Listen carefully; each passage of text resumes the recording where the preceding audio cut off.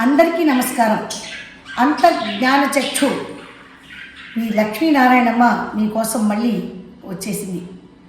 మరి నిన్న చెప్పాను కదా, దానికి ఇంకా ఇవాళ ఉంది మిగిలి. ఏంటంటే ఇంకా చాలా దారుణమైన విమర్శ ఏంటంటే, దీని మీద అవి కప్పేసి, తర్వాత డాయర్లు కప్పేసి, తర్వాత లంగాలు వేసేసుకొని, ఆ తర్వాత చీర వేసేసుకొని 10 కుర్చీలు నువ్వు రేపు చేసేస్తావు, ఒళ్ళంతా కప్పుకొని తిరగాల. ఇస్లామిక్ మతంలోని, హిందూ మతంలోని చాలా దారుణం. ఒక్క క్రిస్టియన్ మతంలోనే ఆడదానికి స్వేచ్ఛ. అరే బీచ్ల్లోని అమ్మాయిలు అందరూ హ్యాపీగా లేరు, గాలి తగలాలయ్యా. నీకు గాలి తగిలినట్లు వాళ్ళకి గాలి తగలాలయ్యా. హిందూ ముస్లిం మతాల్లో స్త్రీకి స్వేచ్ఛ లేదు, క్రిస్టియన్ మతంలో స్త్రీకి స్వేచ్ఛ ఉంది. అంటే ఇది మతపరంగా స్త్రీకి స్వేచ్ఛ ఇచ్చారా, లేకపోతే స్త్రీకి మామూలుగా అంటే క్రిస్టియన్లు అందరూ గుడ్డలిప్పుకొని తిరుగుతున్నారా, హిందూ ముస్లింలు మాత్రమే గుడ్డలు కట్టుకొని తిరుగుతున్నారా, క్రిస్టియన్లు ఎవరు గుడ్డలు కట్టుకొని తిరగడం లేదా? ఫస్ట్ ప్రశ్న అది నాది. రెండోది ఏంటంటే, సెక్స్ ఎడ్యుకేషన్ నేర్చుకుంటేనే రేపులు చేయడం మానేస్తారా? రేపులు చేయడం అనేది తల్లిదండ్రులు నేర్పించాలన్నారు, బాగానే ఉంది. ప్రతి స్త్రీని చెల్లిగా తల్లిగా చూడాలన్నారు, బాగానే ఉంది. అసలు తల్లి చెల్లి అంటే ఏమిటో తెలుసా? ఎప్పుడైనా నీ తల్లి నీకు తెలిస్తే నువ్వు అసలు ఇలా మాట్లాడవు కదా. ప్రతి స్త్రీని తల్లిగా చూడండి, చెల్లిగా చూడండి అని చెప్పావు. ఎందుకంటే స్త్రీవాదం జన్మ హక్కుగా భావించావు కాబట్టి, అంటే అలా అందరూ అనుకోవాలని. కానీ ఇక్కడ ఎక్కడా కూడా స్త్రీని తల్లిగా చెల్లిగా చూసే తత్వం అయితే నాకు కనబడట్లేదు. ఏంటంటే ఎంతసేపు గాలి తగలడం ఏంటి? గాలి ముఖానికి తగిలే గాలి చాలదేంటి? అక్కడ ఎందుకు గాలి? గాలి తగిలేది శరీరానికి గాలి తగలడానికి కోసమే అయితే అందరూ బట్టలు ఇప్పుకొని తిరగాలి. అయితే క్రిస్టియన్లకి గాలి తగలడానికి గుడ్డలు ఇప్పుకొని తిరుగుతున్నారా? మతాల పేరు ఎందుకు ఎత్తుతున్నావు నువ్వు? హిందూ ముస్లిం మతాల్లోనే స్వేచ్ఛ లేదు, క్రిస్టియన్ మతాల్లో ఆ స్త్రీకి పూర్తిగా స్వేచ్ఛ ఉందంటే అర్థం ఏమిటి? ఇది క్రిస్టియన్స్ కూడా స్పందించవలసిన విషయం.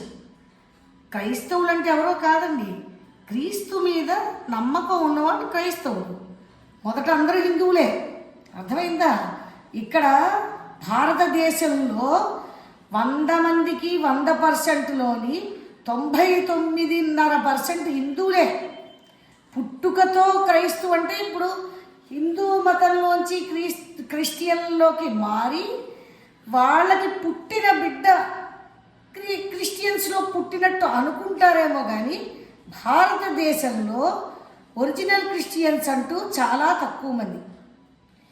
క్రీస్తుని నమ్మిన వారు క్రిస్టియన్స్. అయితే క్రీస్తు గుడ్డలిప్పుకొని తిరగమని చెప్పలే, మేరీమాత కూడా గుడ్డలిప్పుకుని ఏం తిరగలేదు. క్రిస్టియన్స్ని అవమానించొద్దు. హిందూ ముస్లిం మతంలో స్వేచ్ఛ లేదు, క్రిస్టియన్ మతంలో స్త్రీకి స్వేచ్ఛ ఉంది, హిందువులు ముస్లింలు కూడా గుడ్డలు ఇప్పుకొని తిరగండి అంటే అర్థం ఏంటి? క్రిస్టియన్స్ కూడా గుడ్డలు ఇప్పుకొని తిరుగుతున్నారు సుమా అని చెప్పడానికి. నువ్వు ఈ రకమైన వ్యాఖ్యానాలు ఎంత ప్రమాదానికైనా దారితీసి. అసలు మతాల ప్రసక్తి ఎందుకు నీకు? నువ్వు రేపు చేసేస్తాను అంటున్నావు. సీతాదేవి తర్వాత ద్రౌపది ఏ టీషర్ట్లు వేసుకున్నారా రేపులు అయ్యాయి? ద్రౌపది సీత రేపు చేయబడ్డారు, వాళ్ళు ఏమైనా టీషర్ట్లు వేశారా? వాళ్ళు రేపు చేయబడలేదు నాయన, వాళ్ళని ఎవరు ముట్టుకోలేదు. రావణాసురుడు లంకకి ఎత్తుకెళ్ళి 12 నెలలు గడువు ఇచ్చాడు. 10వ నెలలోని ఆంజనేయ స్వామి సుందరకాండ చదివితే తెలుస్తుంది.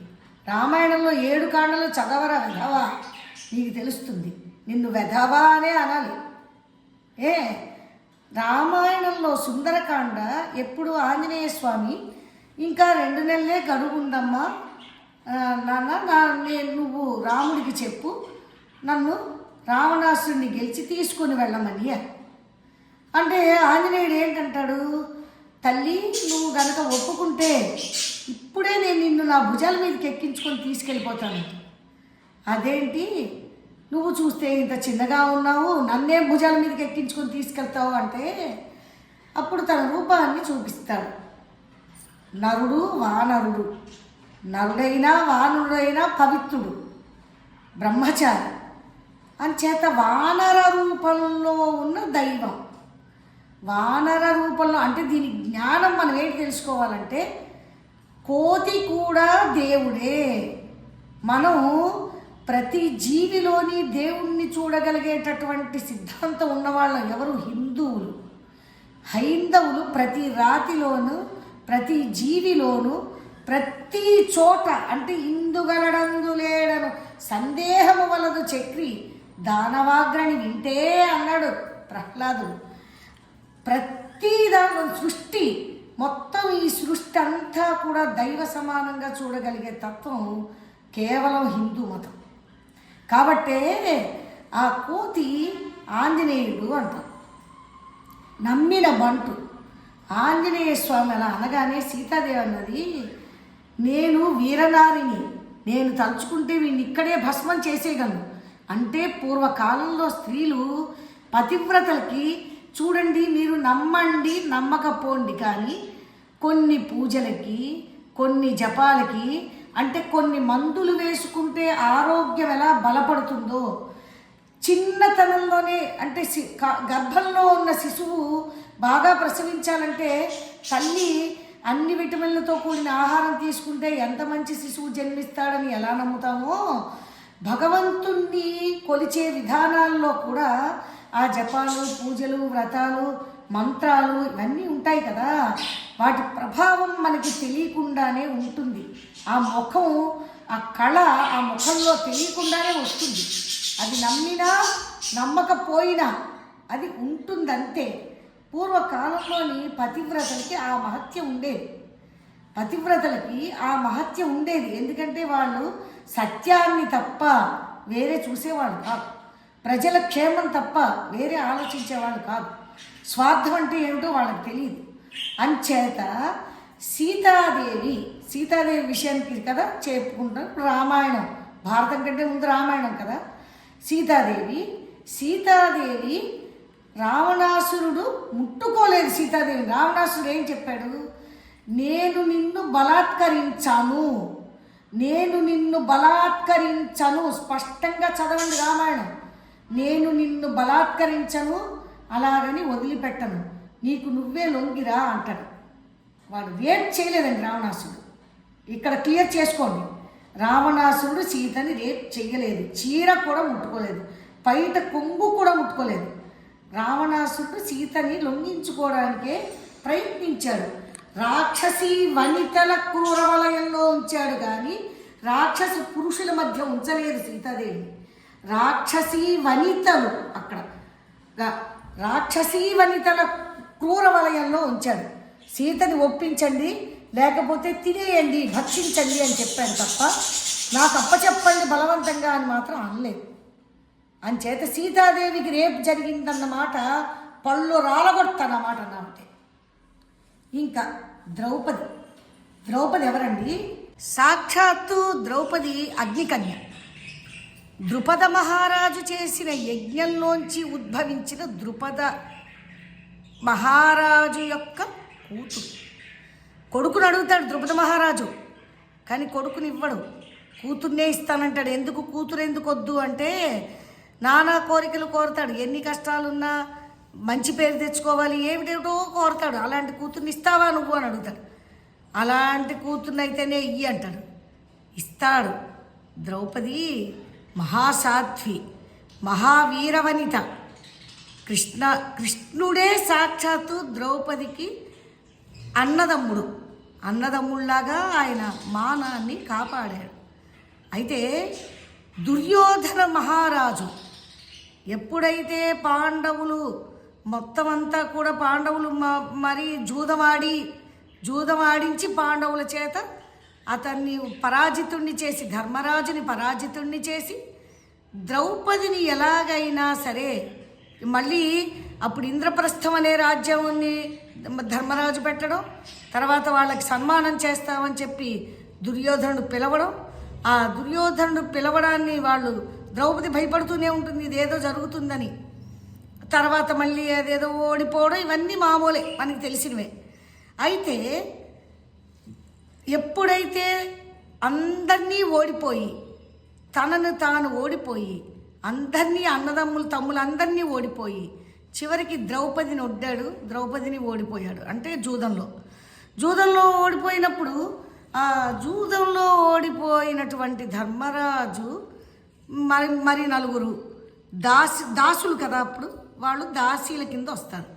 అంచేత వాళ్ళు దాసీ గణాలు అంటే దాసులు, పురుషులు కాబట్టి దాసులు. అయితే ఈ దాసులు ఈ దుశ్శాసనుడికి చెప్తాడు దుర్యోధనుడు, తొడకొడతాడు ఇలాగా, నేను ద్రౌపదిని రాణిగా చేసుకుంటాను, ముందు కర్ణుడు పెళ్లి చేసుకుంటానంటాడు, ద్రౌపది ఒప్పుకోదు. అయితే దుర్యోధనుడు నేను రాణిగా చేసుకుంటాను, నువ్వు ద్రౌపదిని తీసుకొని రా అంటాడు. తీసుకొని రా అంటే అప్పుడు ద్రౌపది జయము జయం మహారాణి అనే పిలుస్తాడు. మరి ఏం చేస్తాడు? కానీ ఓడిపోయింది కదా మహారాణి, అంటే ధర్మరాజు ఓడిపోయాడు కదా, తీసుకెళ్తానంటే రాదు ద్రౌపది.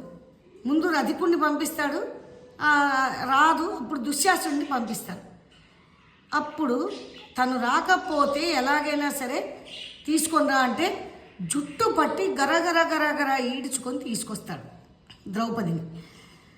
జుట్టు పట్టుకొని తీసుకొచ్చినప్పుడు ద్రౌపది ఏడ్చి లొంగిపోలేదు, ఫస్ట్ది. ఇక రెండోది ఏంటి, ద్రౌపదికి రేప్ జరిగిందన్నారు కదా. దుర్యోధనుడు ఏం చెప్తాడు అక్కడ, ఈ దాసికి పొగరు తగ్గలేదు, ఇది దాసి, నీ భర్తలు ఎవరైనా రక్షించగలరేమో చూడు. ఎందుకంటే వాళ్ళందరూ దుర్యోధనుడి యొక్క అనుచరులు, అంటే దాసులుగా ఉన్నారు కదా.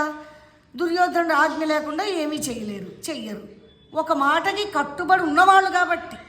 అక్కడ మహాభారతంలో ఈ పాండవుల 5 చేతకాని వాళ్ళై కాదు, అక్కడ ఒక మాటకి కట్టుబడి ఉన్నవాళ్ళు కాబట్టి ఇంక వాళ్ళు ఏమీ చెయ్యరు. అంటే ఆ మంచితనాన్ని లోకుగా తీసుకున్నాడు. తీసుకుని ఏం చేశాడు, నిన్ను రక్షించగలిగేవాడు ఎవరైనా ఉంటే ముందుకు రమ్మని అన్నాడు. అర్జునుడు భీముడు లేస్తారు కానీ లాభం ఏమిటి, దాసీ జలం మీరు దాసులు మూసుకొని నోరంటాడు. కట్టుబడి ధర్మరాజే నివారిస్తాడు. అంచేత ద్రౌపది నిస్సహాయురాలై కూర్చుంటుంది. నిస్సహాయురాలై ప్రశ్నిస్తుంది, కురుసభలో ఎవరూ లేరా నన్ను రక్షించేవాళ్ళు, ఇది అన్యాయం అధర్మం అని చెప్పేవాళ్ళు ఎవరూ లేరా, ఎందుకు దాని వస్త్రాలని ఒలిచి దాని వస్త్రాలని ఇప్పేయండి అంటే ద్రౌపది తీర్పిస్తుంది కదా. ఆ తీర్పు దుర్యోధనుడికి వస్త్రం ఇప్పడంతో సమానంగా తోస్తుందన్నమాట. అంటే అక్కడ కన్ను మిన్ను కానకపోవడం, ఈ స్త్రీని ఏ విధంగా అవమానిస్తే ఇంకే విధంగా అవమానించిన స్త్రీ ఏమీ బాధపడదు. ఎప్పుడైతే వివస్త్రాన్ని చెయ్యండి అన్నాడో స్త్రీ బాధపడుతుంది కదా. అంచేత ఆ ద్రౌపదికి అటువంటి ద్రౌపదికి వివస్త్రం చెయ్యండి అని చెప్తాడు. చెప్పంగానే దుశ్శాసనుడు ఇప్పుడు మొదలు పెడతాడంటే చీర ముట్టుకుందామని మొదలు పెడతాడు. ఎంత ఒలిచినా చీర రాదు, అది మాయ. కృష్ణ గోవిందా గోవిందా గోవిందా అంటుంది, ఎంత ఇప్పినా చీర రాదు. ఒక బొమ్మకి చీర కట్టి ఆ బొమ్మకి చీరిప్పితే ఎంత, ఆ బొమ్మకి అలా చీరిపుతూ ఉంటే చీరలు వస్తూనే ఉంటాయి, చీరిపుతూ ఉంటే చీరలు వస్తూనే ఉంటాయి. ఎక్కడండి ద్రౌపది మీకు నగ్నంగా కనబడింది? మీరు ద్రౌపదిని రేప్ చేయడం చూసావా? నువ్వు చూసావా ద్రౌపదిని రేప్ చేయడం? ద్రౌపదికి రేపు ఎప్పుడు జరిగింది, ఎక్కడ జరిగింది, ఎలా జరిగింది? చీర ఇప్పడానికి ప్రయత్నం చేశాడు అంటే మనం గోడని కొట్టడానికి సూదితో ప్రయత్నించినట్టు అన్నమాట. ఒక గోడ పడగొట్టడానికి సూదితో ప్రయత్నిస్తే ఎలాగైతే అవ్వదో, ద్రౌపది చీర ఇప్పడం కూడా అలాగే అవ్వలేదు. చీరే కాదు, ఒక్క కుర్చీలు కూడా జారలేదు. అంచేత ద్రౌపదికి రేపు జరిగిందా? ఎవడండి చెప్పాడు ద్రౌపదికి రేపు జరిగిందని? ద్రౌపదికి అవమానం జరిగింది. అది మానభంగం చేయబోయిన అంటే ఆ వివస్త్రని చేయాలనేటటువంటి తలంపే అవమానం. ఆ తలంపుకే చచ్చారు వాళ్ళు 100 మంది. ద్రౌపదిని అవమానం చేద్దాము అనుకున్న తలంపుకే చచ్చిపోయాడు. ఒక్కడు దుర్యోధనుడే కాదు, కౌరవులందరూ చచ్చిపోయారు. దుశ్శాసనుడి రొమ్ము నరికి భీముడు నెత్తురుతో అభిషేకం చేసుకున్నాడు శిరస్సుకి. ద్రౌపది జుట్టుని ఆ నెత్తుడితో తడిపి ముడేశాడు భీముడు. అంచేత ద్రౌపదికి అవమానం జరగలేదండి. ద్రౌపదికి అవమానం జరిగితే మహాభారత యుద్ధం జరిగింది, దుష్ట శిక్షణ జరిగింది. అంచేత ద్రౌపదికి రేపు అవ్వలేదా? అంచేత మీరు చీర కట్టుకుంటున్నా రేపు అవుతుంది, స్లీవ్ డ్రెస్ వేసుకున్నా రేపు అవుతుంది, అసలు బట్టలు వేసుకోకపోయినా రేపు అవుతుంది, కాబట్టి మీరు బట్టలు వేసుకోకండి. ఇది అన్నది ఎలా ఉందంటే, మీరు తిన్న తర్వాత ఆకలేస్తుంది కాబట్టి తినడం మానేయండి అన్నట్టుంది. మీరు తిన్న తర్వాత కూడా కొంచెం ఇప్పుడు మనం కడుపు నిండా భోజనం చేస్తేమండి, అయినా ఆకలేస్తుంది కదా. ఇప్పుడు 1 గంటకు కాకపోతే 2 గంటలకి, 2 గంటలకు కాకపోతే 5 గంటలకు ఆకలేస్తుంది కదా. మరి అలాంటప్పుడు తినడం ఎందుకు? ఆకలేసినప్పుడు మానేయండి తినడం అన్నట్టే బట్ట వేసుకోవడం కూడా. అంటే ద్రౌపదికి మానభంగం జరగాలని ప్రయత్నించాడు కాబట్టి, చీర కట్టుకున్నా మానభంగాలు తప్పవు కాబట్టి, చీర కట్టుకున్న వాళ్ళని కూడా మానభంగం చేస్తారు కాబట్టి నువ్వు పట్టింపుకొని ఉండమంటావా స్త్రీని? అంటే ఎప్పుడైనా కడుపు నిండా తినమ్మా ఆరోగ్యానికి మంచిదని చెప్తావా? నువ్వు కడుపు నిండా తిన్నా సరే నీకు ఆకలేస్తుంది కదా, ఆ మాత్రం దానికి తినడం ఎందుకు మానే అని చెప్తావా? అసలు నీ ఉద్దేశం ఏంటి? నువ్వు మాట్లాడడంలో ఉద్దేశం ఏంటి? మగవాడికి చెప్పాలా రేపులు చేయకూడదని చెప్పి. ఇప్పుడు థాయిలాండ్ లో ఉన్నాము, తల్లి చెల్లి మా అమ్మ నాన్న అమ్మమ్మ అందరూ కలిపి ఉన్నారు. వాళ్ళ కొడుకు చెల్లి ఏదో తెలుసు, తల్లి ఏదో తెలుసు, బికినీలతోని బోసుగొద్దలతోనే ఉన్నారా? ఆడికి తెలుసు. ఆ సిద్ధాంతం నేర్పించాలి. పరాయి స్త్రీని తల్లిలాగా చెల్లిలాగా చూడాలని కన్న తల్లి కన్న తండ్రి నేర్పించాలి. ఆడదాని ఇబ్బందులు తెలియాలంటే సెక్స్ ఎడ్యుకేషన్ పిల్లలకి చెప్తే అర్థం అవుతుందమ్మా. వీళ్ళు ఎంజా కొడుకులకు తెలీదు. మొన్న పద్ధతిగా చీర కొట్టుకొని వెళ్ళిన అమ్మాయిని 6 రేప్ చేసి నోట్లో వచ్చపోసారు. అటు మొన్న కాశీలో 20 మంది అబ్బాయిలు కలిపి ఒక అమ్మాయిని ఒయే రూమ్ లో రేప్ చేశారు. మొన్న 8 ఏళ్ళ అమ్మాయిని మన ఆంధ్రప్రదేశ్ లోని స్కూల్కి పద్ధతి. సెక్స్ ఎడ్యుకేషన్ అవసరం లేదు, దానికి విద్య అవసరం లేదు, సంస్కారం ఉంటే చాలు. ప్రతి స్త్రీలోని తల్లిని చూడగలగడం, చెల్లిని చూడగలగడం అనేది సంస్కారం. దానికి పుస్తకాలు అక్కర్లేదు, ఎడ్యుకేషన్ అక్కర్లేదు, ఏ కాయలు ఉదాహరణ అక్కర్లేదు, ఏ సైన్స్ అక్కర్లేదు, ఏమీ అక్కర్లేదు. అది ఉంటే మరీ విర్రవీగిపోతుంది. ఆ కాయ చూసినప్పుడు ఆ మోహం వస్తుంది. ఆ కాయ కూడా అలాగే అనిపిస్తుంది స్త్రీలాగా. అంచేత విపరీతానికి వెళ్ళొద్దు, అర్థమైందా? సీతకి ద్రౌపదికి ఎక్కడా రేపులు జరగలేదు. తర్వాత ప్రతి పురుషుడు రేపిస్ట్ కాదు. ఎవరో నాకు ఆవేశం ఇలా నెత్తికి ఎక్కిపోతుంది అనమాట. ఎవరో ఎప్పుడో జులైగా పెరిగిన వాళ్ళు, తల్లిదండ్రుల లక్ష్యం లేని వాళ్ళు అలాంటి పనికి పూనుకుంటారు. ఆ పనికి పూనుకున్న వారికి సరైన క్లాసులు తీసుకోవాలి. పురుషులకి మాత్రం సెక్స్ ఎడ్యుకేషన్ నేర్పించండి, ఆడవాళ్ళకి అక్కర్లే, ఆడవాళ్ళకి అవసరం లేదు. సెక్స్ ఎడ్యుకేషన్ అనేది పురుషులకు నేర్పించండి. నేర్పించడం కూడా ఎలా నేర్పిస్తారంటే, ఒక ఇంట్లో పెట్టి కట్టేసి ఇది మీ అమ్మ, ఇది మీ చెల్లి, అలా నలుగురిని ఒక బయటికి చూపించి ఇది మీ అమ్మ, ఇది మీ చెల్లి అని చూపించండి చాలు. ఏ కాయలో చూపించక్కర్లేదు, అర్థమైందా? సెక్స్ ఎడ్యుకేషన్ అంటే తల్లిని చెల్లిని చూపించడమే. చిలకలు చాలా బాగా నవ్వుతున్నాయి రా అన్నాడు ఎవడో రోడ్డు మీద. అంటే అలాగేనరా, చిలకలు బాగా నవ్వుతున్నాయి, అందులో మీ అమ్మ కూడా ఉంది, రాత్రికి పంపించు, మా ఆయన మా అన్నయ్య అడుగుతున్నాడు అన్నది ఒక ఆడపిల్ల. అంచేత నేర్చుకో, తల్లిని చెల్లిని ఒకలా చూసే సంస్కారం నేర్చుకో. దానికి వేరే చదువు అక్కర్లేదు. సీతకి ద్రౌపదికి రేపులు జరగలేదు. పళ్ళు రాలగొట్టాను ఇంకోసారి మళ్ళీ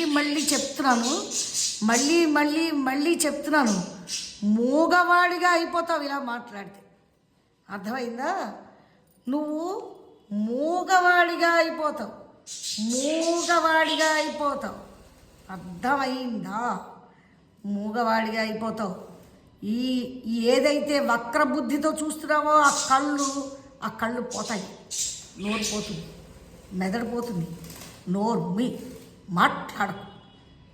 పురుషుడివైతే మాట్లాడకు. నిన్న ఒక స్త్రీ కంటే నువ్వు మాట్లాడకు. మళ్ళీ మాట్లాడకు. ఈ వీడియోని కనుక మీకు నచ్చినట్లయితే లైక్ చేయండి, షేర్ చేయండి, సబ్స్క్రైబ్ చేయండి. హరే కృష్ణ.